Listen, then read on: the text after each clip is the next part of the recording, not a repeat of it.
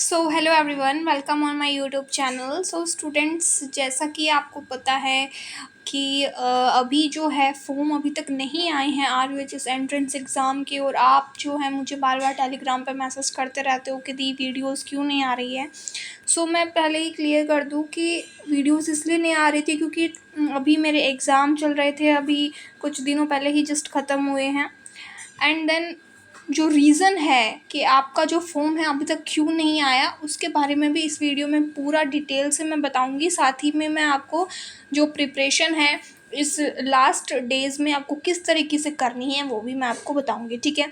तो वीडियो को एंड तक ज़रूर देखना, लास्ट तक देखोगे तो आपके लिए बेनिफिशियल रहेगी, ठीक है। सो वीडियो को स्टार्ट करते हैं।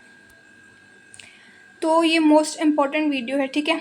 एग्ज़ाम फॉर्म कब आएंगे? देखो, अभी चल रहा है आपका लगभग जो डेट है, आज क्या हो गई है, 6 जून हो गई है। तो लगभग 10 to 15 डेज़ या फिर जून के अंदर अंदर जो है आपके जो फॉर्म हैं RUHS के, वो BSc नर्सिंग के फॉर्म में भी आ जाने चाहिए। क्योंकि इसका डिले होने का एक ही रीज़न है, क्योंकि जैसे अभी हमारे एग्ज़ाम चल रहे थे, मतलब RUHS यूनिवर्सिटी हमारे एग्ज़ाम कंडक्ट करवा रही थी। जैसे फर्स्ट ईयर से लेकर के फोर्थ ईयर तक के जो स्टूडेंट्स हैं उनके एग्ज़ाम भी डिले हो गए। वैसे हमारे ऑलमोस्ट एग्ज़ाम अप्रैल में हो जाते हैं, बट इस टाइम हमारे जो है अप्रैल में ना होकर के पूरा जो है हमारा मई के एंड में शुरुआत हुई थी और जून में जाके हमारे ख़त्म हुए थे। अब थर्ड ईयर के चल रहे हैं, तो उसकी वजह से जो है शायद आपका जो फॉर्म है वो डिले हो रहा है, ठीक है। तो एक मेन रीज़न तो ये हो गया। अभी उनके एग्ज़ाम ख़त्म हो जाएंगे, फिर अभी जो फर्स्ट सेमेस्टर वाले स्टूडेंट्स हैं, जो भी लास्ट ईयर उन्होंने ज्वाइन किया था, और उससे पहले जो सेकंड सेम वाले हैं उनके भी एग्ज़ाम अभी तक हुए नहीं हैं।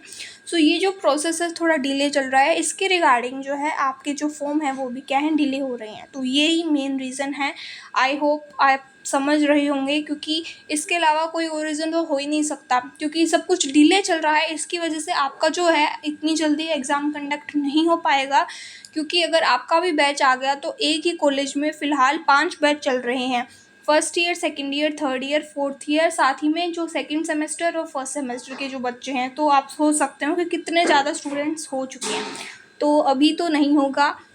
अब जो फॉर्म की एक्सपेक्टेड जो डेट है वो मैंने आपको बता दी कि जून के एंड तक या जून में अभी 10-15 दिनों में ही आपका जो फॉर्म है वो जो है आ जाएगा, ठीक है।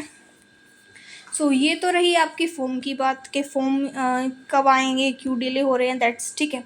अब हम लास्ट मंथ स्ट्रेटेजी देख लेते हैं। लास्ट मंथ स्ट्रेटेजी में आप कैसे कर सकते हैं? देखो, ये वीडियो मैंने पहले भी बनाई थी, उसमें मैंने पूरा डिटेल से समझाया था। अब सिर्फ हम इतना समझाऊंगी कि आप जो है आखिरी महीने में कर पाओ, ठीक है। तो इसमें 3 सब्जेक्ट्स है, फिज़िक्स, केमिस्ट्री, बायोलॉजी, है ना।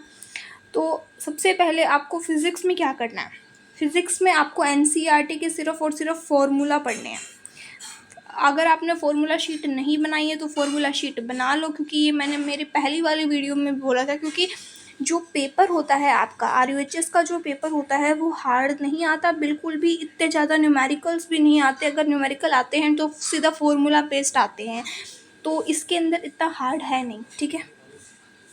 और जो फार्मूला बेस्ड, अगर आपको पहले से ही आपने सभी फार्मूले अच्छे से रीड कर रखे हैं, याद कर रखे हैं, तभी आपको क्या कर पाओगे। दूसरी बात है, इसके अंदर डायमेंशंस पे काफ़ी क्वेश्चंस आते हैं। डायमेंशन जो होते हैं वो NCERT बुक के अंदर लास्ट में जो है, आप अगर NCERT देखोगे तो आपको मिलेंगे कि NCERT के लास्ट पेज पे जो भी चैप्टर होता है उस हर चैप्टर के पीछे आपको एक डायमेंशन और उसकी समरी मिलेगी और कुछ मिलेंगे पॉइंट्स टू पॉन्डर, ठीक है।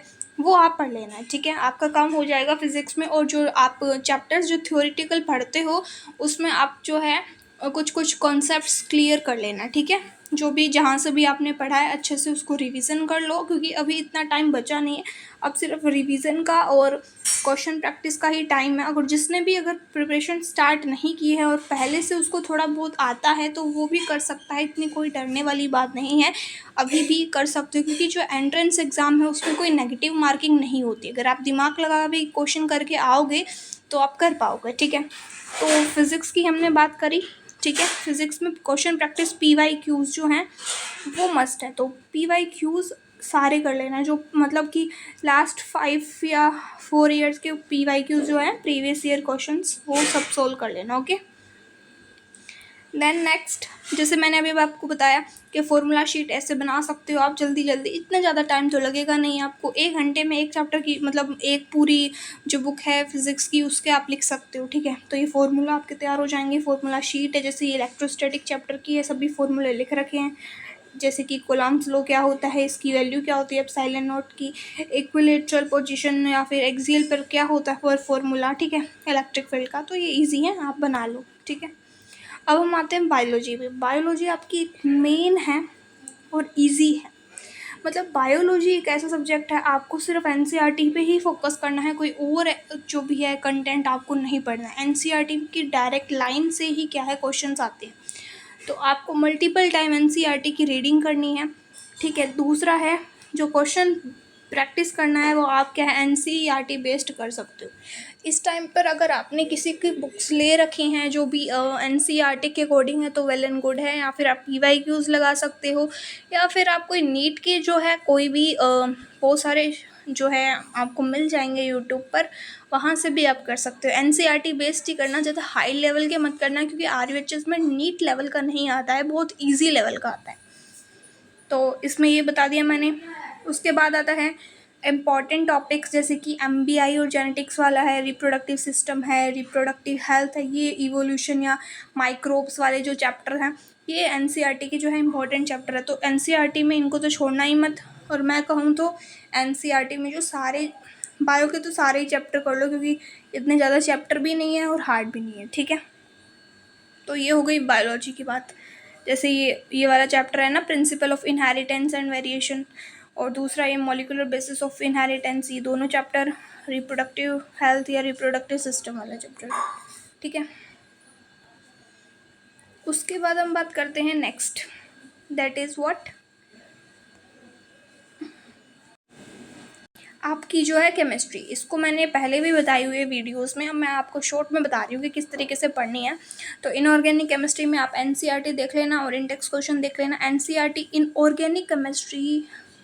इनऑर्गेनिक केमिस्ट्री बहुत इंपॉर्टेंट है, और ऑर्गेनिक भी इंपॉर्टेंट है। एनसीईआरटी में से ही देखनी पड़ेगी ये तो, क्योंकि एनसीईआरटी बेस्ड ही आते हैं। अगर आपने कहीं से भी अच्छे से नोट्स बनाए हैं, अच्छे से इसको पढ़ा है चैप्टर को, तो आप वहाँ से भी कर सकते हो, वरना आप एनसीईआरटी को ऐसे डीपली ज़रूरत नहीं है पढ़ने की, बस ऊपर ऊपर से एनसीईआरटी को थोड़ा थोरोली पढ़ो कि हाँ इसमें क्या है और कैसे कोई जो भी है, जैसे कि आपको पता है कोऑर्डिनेशन कंपाउंड है इनऑर्गेनिक केमिस्ट्री में, VBT थ्योरी है, तो इस तरीके से पढ़ना है। ठीक है, आई होप ये तो आप समझ गए होंगे। उसके बाद आता है ऑर्गेनिक केमिस्ट्री। ऑर्गेनिक केमिस्ट्री में मैंने आपको बहुत बार बोला है कि नेम रिएक्शंस को अच्छे से पढ़ो, नेम रिएक्शन के बिना कुछ नहीं होगा। तो name reaction is very important.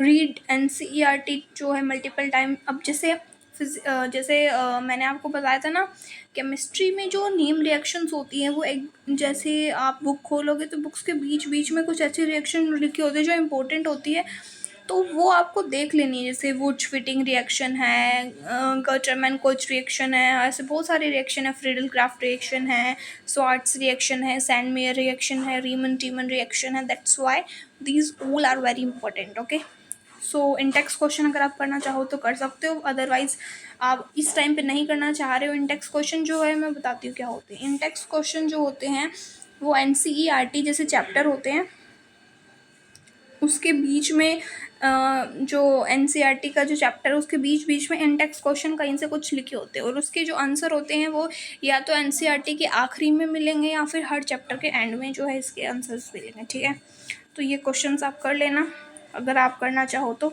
Otherwise आप इस टाइम पे चैप्टर्स पढ़ो और नेम रिएक्शन करो, यही इंपॉर्टेंट है। उसके बाद आता है फॉर्मूला शीट। जैसे कि फिज़िकल केमिस्ट्री की बात करते हैं तो जैसे फॉर्मूला शीट होती है उस तरीके से आप कर सकते हो, क्योंकि इसके अंदर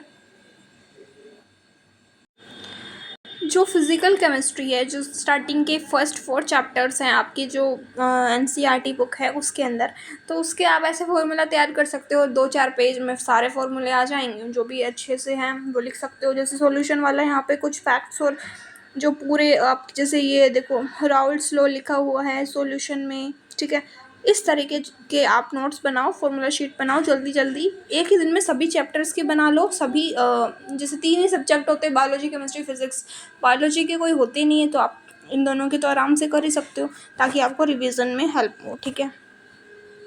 आखिरी टाइम पर हम जैसे ये रहा, जैसे मैंने आपको ऑर्गेनिक केमिस्ट्री बताया, ऐसे ही आप बहुत सारे जो है आप कहीं से भी है अपनी एनसीईआरटी उठाओ और अपनी खुद की प्रिपरेशन शीट बनाओ, और उसमें पूरा फॉर्मूला या जो भी ऑर्गेनिक केमिस्ट्री की जो नेम रिएक्शंस हैं उनको अच्छे से लिख लो।